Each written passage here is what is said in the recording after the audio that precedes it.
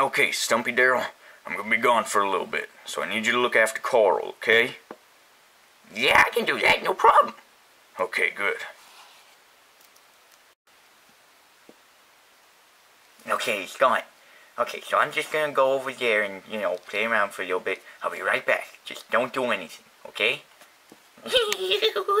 Okay, I'm back and I'm ready to... Oh, crap. How did you manage to... I was only gone for like, what, 5 minutes? Oh my goodness, oh crap, he's gonna kill me. He's gonna kill every inch of me. I have an idea.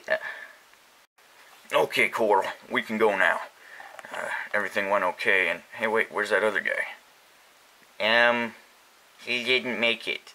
But, let's go right now before we run into any dead bodies of your son or anything. I mean, I'm your son. Let's go. Okay, Coral, come on. Hey guys, welcome to another review. Today I'm going to be reviewing the Walking Dead Comic Series 4 Carl Grimes action figure. Or Coral if you want. Anyway, this guy is pretty awesome. There are some complaints though, which I'll get into in a minute. First off, let's take a quick look at the packaging. I will point out that I got this for $10, even though it says $15.99 there. There's some nice comic book art all throughout. It says 13 plus. I like little zombies here and there, or walkers, whichever you prefer to call them. And then there's the other lineup, which I do own every other character here, and I do believe I have reviewed them, so check those out. And I'll post that right up here so you can see it. It's in the suggestion box. Okay, so let's set that aside, and let's take a look at the Carl figure. So to start off, let's take a look at the accessories. But by getting into the accessories, I'm immediately going to be talking about some sculpting flaws. So to start off, he comes with this here Desert Eagle, which, he's come with, a lot of figures have come with before. It's nothing new. But it's kind of weird that they gave him the biggest pistol that they have, considering he's one of the smallest characters that they've made. Can't really get any focus on it for some reason, but let's just... yeah. So it's got basic sculpt to it. It looks okay. There's no real paint details, maybe a slight bit of brushing, but nothing all that great. Okay, let's move on to the next accessory, which is his big machine gun, which we'll show these in his hands in a minute, which is just like massive. Here we go. This is a lot bigger so we can see the detail on that. Looking pretty good. It's got a lot of detail to it. It looks nice. It's extremely long. This is not one that we've gotten before, I believe. This looks like a complete new sculpt, and I like that a lot. It's very original. Very thick too, which I'll get into a problem with that in a second. Next accessory, let's take a quick look at his hat, which is a very nice accessory. I think this is probably one of the best accessories, which is if you consider the alternate heads accessories. So this one's got the chewed up parts on the back from where he was shot and all that, but the problem is he also kind of has the regular head, so when he's wearing this with the bullet holes in it, looks a bit odd, but whatever. It's got some washing to it, and it's very well sculpted so that it just will fit upon any of the heads very nicely. I think it helps that he's got rubber hair, so it just sort of conforms with the shape of the hat, and I like that quite a bit. It fits very well. Okay, now let's get into the heads. Actually, let's get into the holding, because that's easier. Here's my first sculpt complaint. Look at these tiny little baby hands.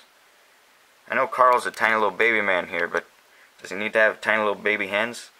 The thing is, you could say, well, it's because of the scale of the figure, but he's about 3 3/4 inches tall, and the G.I. Joe figures are able to hold many different weapons, and their hands do not look like this tiny little arthritis-ridden hands. Yeah, these hands just look wrong. Anyway, he can't really get the gun in that hand because he has such tiny hands. You can work with it and kind of... it's a little bit pliable. I feel like if you do this way too much, you might break it, but it's worth to try to show you guys. So, yeah, see, he's not really going to be carrying these guns.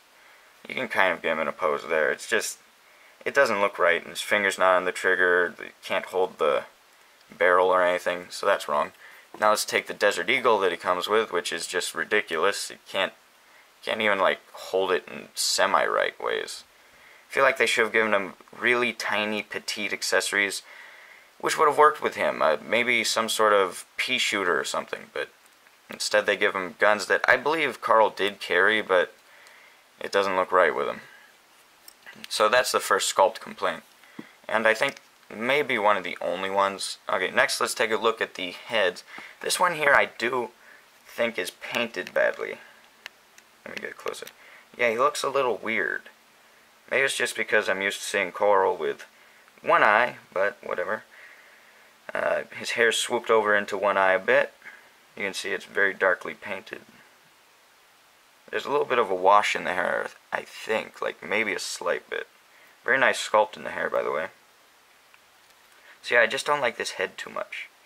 Then we can swap that out for a different head, my second favorite head of 3. Let me pop that on. Very tight. There.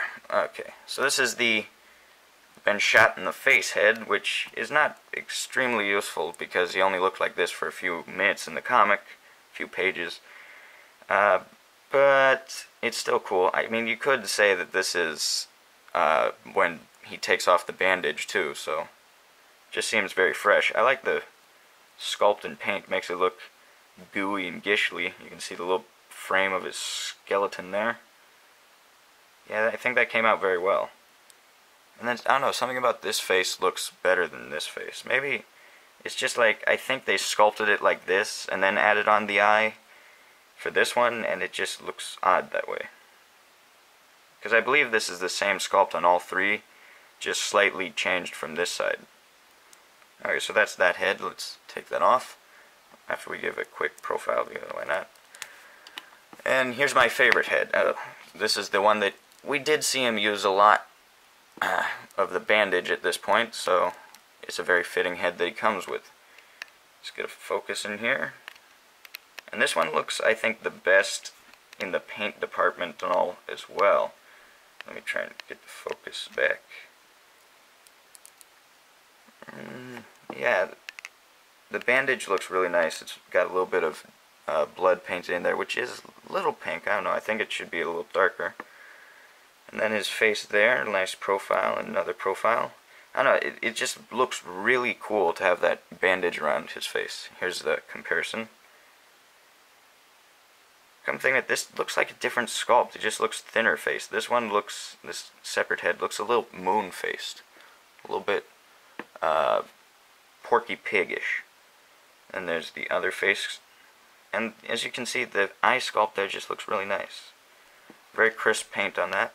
And the lips on him came out very nice. No complaints on the head here. This is my favorite head. Very good for displaying, and the hat fits on perfectly with him too. Looks really good with that. Okay, now let's move on to the sculpt of the body, since we've already taken a look at all of the heads and all. He's got a nice little turtleneck under there, as you can see. Or maybe that's supposed to be a hoodie. No, I'm going to say turtleneck. Then he's got his outer jacket and then an undershirt under that, but it's all one piece here. Which is kind of, I do have a complaint with that. I wish it was like split down the middle a bit so we could get a little more articulation, because that does hinder. I'll show you that once we get to articulation.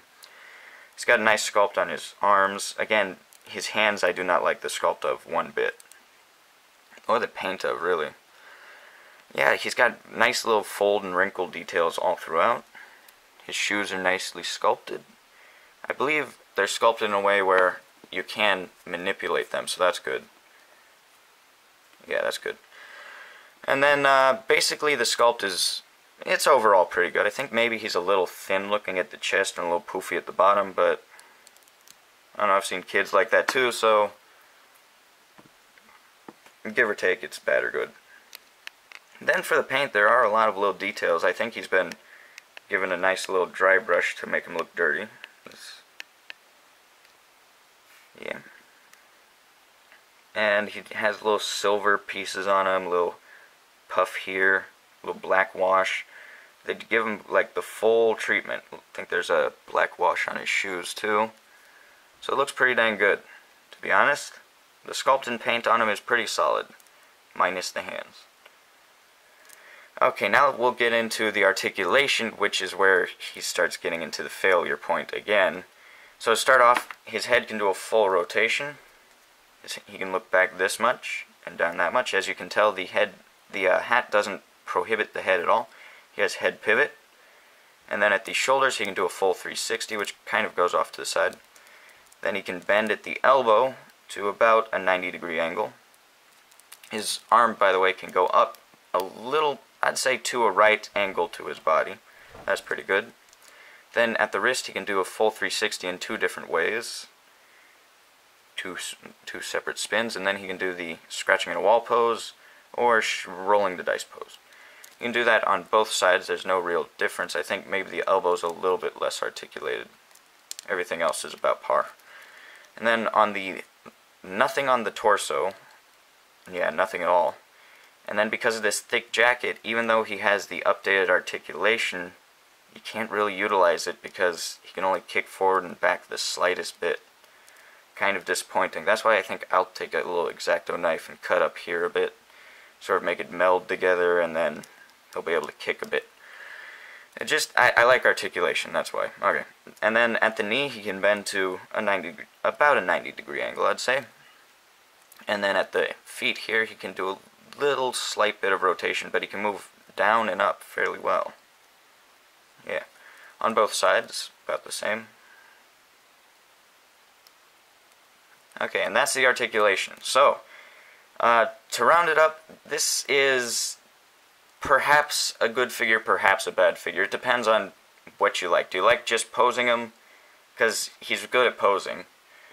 But, to be honest, he's not very good at utilizing his accessories very well, but at the same time, he does come with quite a few accessories, so, I don't know, it's a toss-up. What do you guys think?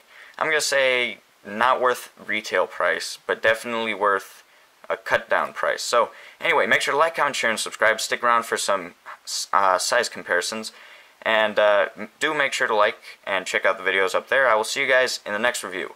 Peace. Carl stands at about 4 1/4 inches tall. Here he is next to the Clementine action figure. Here's Carl alongside his family, well, his new family. I think this looks really good. I think he's pretty well sized. He may be a little shorter in the comics, but I'm okay with this size. So, make sure to like, comment, share, and subscribe. I'm just going to add that one more time. And here he is next to a horrified looking Dale.